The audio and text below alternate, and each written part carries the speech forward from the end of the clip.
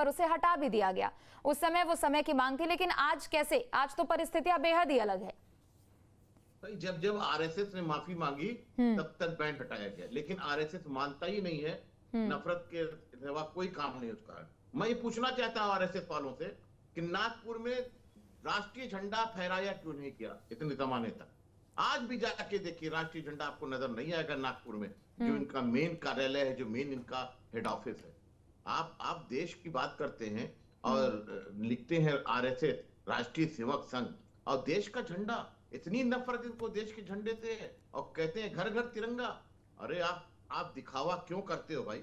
अभी 100 का सिक्का इन्होंने उद्घाटन किया, 100 के सिक्के का, और उस पर भारत माता की तस्वीर लगा के और भारत माता के हाथ में आरएसएस का झंडा, देश का झंडा होना चाहिए।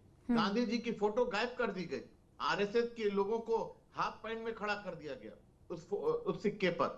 आरएसएस का यही चरित्र है कि देश में नफरत फैलाओ। इनकी शाखाएं इतनी ज्यादा हैं। कहाँ नफरत फैल रही है? मतलब कहाँ नफरत फैल रही है? आप लोग कह रहे हैं सौहार्द बिगाड़ने का काम किया जा रहा है, कैसे? आज जो सरकार बनी हुई है ना बीजेपी की, ये सरकार रिमोट कंट्रोल आरएसएस के पास है। जो रिमोट कंट्रोल वो चलाते हैं उसी हिसाब से सरकार चलती है।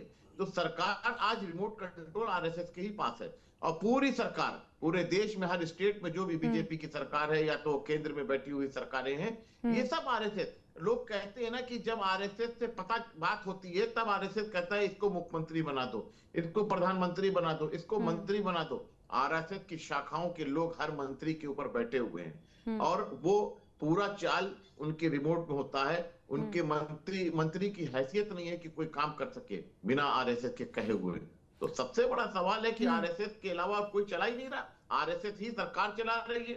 तो इसलिए देश में नफरती ये जो आग लगी हुई है। तो दुख किस चीज का है इकबाल अहमद जी? दुख किस चीज का है कि सरकार आप लोगों के हिसाब से नहीं चल रही है, या फिर वो किसी और के हिसाब से चल रही है? हमारे हिसाब से नहीं, जनता के हिसाब से चलना चाहिए। जनता के हिसाब से सरकार नहीं चल रही है। लोग परेशान हैं, क्योंकि आरएसएस को इससे मतलब नहीं है कि जनता परेशान है क्या कर रही है।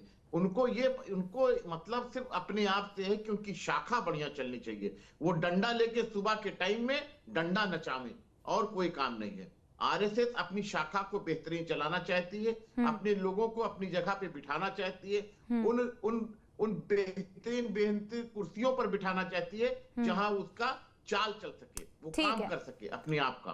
ठीक है प्रोफेसर।